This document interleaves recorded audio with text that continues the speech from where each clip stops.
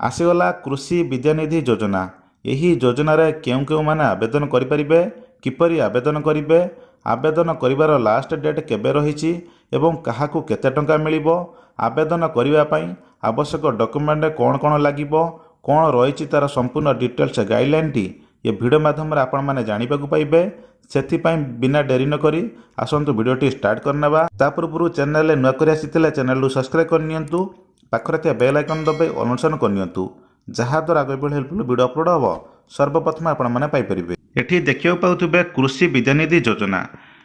CM किसान हिताधिकारी परिवार मेधावी छात्र छात्री को वृत्तिगत और वैषयिक शिक्षा पाई आर्थिक सहायता व्यवस्था AISH नाम सरकारी शिक्षानुष्ठान समस्त खर्च एवं बेसरकारी शिक्षानुष्ठान निर्धारित हारर खर्च बहन करेंगे राज्य सरकार। जातीय शिक्षानुष्ठान यथा IIT IIMA NIT AIMS एवं ICAR रे उच्च शिक्षा पाई योग्य छात्र छात्री को सरकारी सहायता व्यवस्था कार्यक्रम देखते ये देखु छात्र छात्री मानक पाई ऑनलाइन आवेदन तारीख 15/10/2025 आपन देखिपारे जेहेतु आरंभ हो सारा तेणु छात्र छात्री मानक द्वारा ऑनलाइन आवेदन शेष तारीख 31/11/2025 आपन देखिपारे शेष तारीख केबे रही एवं अनुष्ठान प्रधान मुख्यों द्वारा छात्र छात्री मानक रेकर्ड ऑनलाइन जांच शेष तारीख 15/12/2025 एवं मुख्य जिला कृषि अधिकारी द्वारा छात्र छात्री मानक रेकर्ड ऑनलाइन जांच शेष तारीख 15/1/2026। यह मध्य आपण माने देखिपारे आवेदन आरंभ केबे ना 15/10/2025 एवं शेष तारीख हेउची 30/11/2025 एवं यार रेकर्ड जांच रही देखंतु जहाँकि प्रधान शिक्षक द्वारा जहाँ रही 15/12/2025 एवं मुख्य छात्र छात्री अधिकारी रेकर्ड ऑनलाइन जांच रही 15/1/2026। यह मध्य आपण देखिपारे आवेदन करने केमिति आवेदन करेंगे ना योग्य छात्र छात्री माने www.scholarship.odisha.gov.in रे ऑनलाइन आवेदन करें यार ऑफिशियल वेबसाइट एवं अधिक किसी सूचना जानापी हेले यार टोल फ्री नंबर आपन दिखाई गाइडलाइन जोगाजोग करके डायल करके आपण माने जानि परिबे। सेथिपई कौन से एक क्रोम ब्राउजर ओपन करनियंतु ओपन करी टाइप करनियंतु ओडिशा स्टेट स्कॉलरशिप टाइप कर सर्च करनियंतु सर्च कला परे आपण माने प्रथमे को लिंक टी शो करथुवा देखिए पाथुबे scholarship.odisha.gov.in से लिंक रे ऊपर क्लिक करनियंतु क्लिक कला परे ओडिशा रो ऑफिशियल वेबसाइट को आपण माने आसी जाउचंती ए ऑफिशियल वेबसाइट को जो डायरेक्ट आसी पय चाहुचन जति एहर लिंक मते वीडियो रो डिस्क्रिप्शन ले देई देछि सेटु चाइले आपण माने क्लिक करके डायरेक्ट आसी परबे। आसला पर जो पॉपअप आछि पॉपअप को क्रॉस मार्क ऊपर क्लिक करके आपण माने काटी नियंतु काटिला पर एठी देखि परथुबे देखंतु ओडिशा स्टेट स्कॉलरशिप पोर्टल आपण एठी तळ को स्क्रॉल करनेबे तळ को स्क्रॉल कला पर जदी आपण माने यदि ओडिया जदी हेछि ते आपण माने इंग्लिश करे पे चाहउछन इंग्लिश करि परिबे ओडिया रे अछि मु ओडिया ऊपर क्लिक करी ओडिया कर दे पे चाहउछि ओडिया कर देला पर तळ को आपण स्क्रॉल करनेबे तळ को स्क्रॉल कर आसिला पर एठी देखंतु सबा लास्ट देखंतु कृषि विद्यानिधि योजना आवेदन करिवार शेष तारीख 30 नवेम्बर 2025 एवं उपकारिता रही आवेदन करंतु ऊपर क्लिक करके आवेदन करें तेणु देखंतु विवरणी देखंतु विवरणी ऊपर जमी क्लिक करुच्ची क्लिक कला देखंतु एठी आपण माने आसी जाउची इलिजिबिलिटी क्राइटेरिया डिटेल्स एठी आपण रही एठी आपण देखि परिबे एठी आपण देखै दोची कैटेगरी रे आपण देखंतु जहा कि रही SC ST OBC SC BC आपण देखिए तळक आपण स्क्रॉल करनेबे तळक स्क्रॉल पर EBC तापर देखंतु एटी जनरल यही सब कैटेगरी रो जो माने अछंती से माने आवेदन करि परिबे एवं तापर देखंतु क्लास ऑफ कोर्सेस रे देखंतु केउ माने आवेदन करि परिबे एमि बहुत सारा एटी कोर्सेस रही एग्रीकल्चर रही एनिमल्स रही BSc रही एवं इंजीनियरिंग बीटेक रही एवं फिशरी रही बहुत सारा ऑप्शन IIT रही एमटेक रही एमती आप देखिपारे गाइडलाइन को आपण मैंने क्यों मैंने आवेदन करेंगे बहुत सारा रही आप जो पाठ पढ़ुवे से हिसाब से आपण मैंने ये देखिकी गाइडलाइन को चेक करके आपण मैंने आवेदन करेंगे देखो बहुत सारा रही PhD प्राइमेरी एवं बहुत सारा रही ये सब गाइडलाइन को आप जो पाठ पढ़ुवे देखिकी आपको आवेदन करेंगे एवं डॉक्यूमेंट रिक्वायर्ड कौन रही ना डॉक्यूमेंट रिक्वायर्ड आपण मानक देखै दोची आधार कार्ड ऑफ स्टूडेंट जो स्टूडेंट रो आधार कार्ड एठी दरकार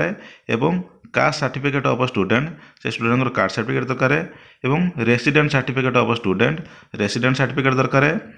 passport size photograph of student से student photograph passport size photo दरकार एवं ration card of the guardian आपन जो गार्डियन से पिलार तांकर राशन कार्ड थी दरकार एवं बेनिफिशियरी गार्डियन आपणकर से पेरेंट गार्डियन बेनिफिशियरी जो सीएम किसान योजनार गाइडलाइन तांकर जहाँकि आईडी नंबर दरकार तापर देखंतु matric qualification certificate of student आप सर्टिफिकेट दरकार एवं marksheet of last exam passed आप मार्कशीट दरकार ये रहा आपण मानकर डॉक्यूमेंट ये सब डॉक्यूमेंट आपण मानक आवेदन करने टाइम लगे एवं गाइडलाइन डॉक्यूमेंट देखो गाइडलाइन डॉक्यूमेंट उपर जो पीडीएफ अच्छी पीडीएफ पर क्लिक करेंगे पीडीएफ पर क्लिक करके आपड़ जब डाउनलोड करेंगे डाउनलोड करदेला कौन रही है देखी दूसरी डाउनलोड कर नौची देखो डाउनलोड कर सारा government of Odisha department of agriculture farmer improvement रही आप देखिए से जो गाइडलाइन कही से गाइडलाइन ये देखो सबकि रही गाइडलाइन कृषि विद्यानिधि योजना ऑब्जेक्टिव हम देखिपे कि सीएम किसान योजनार जो मैंने रही से ही आवेदन करेंगे तापर देखो कृषि विद्यानिधि योजनार ये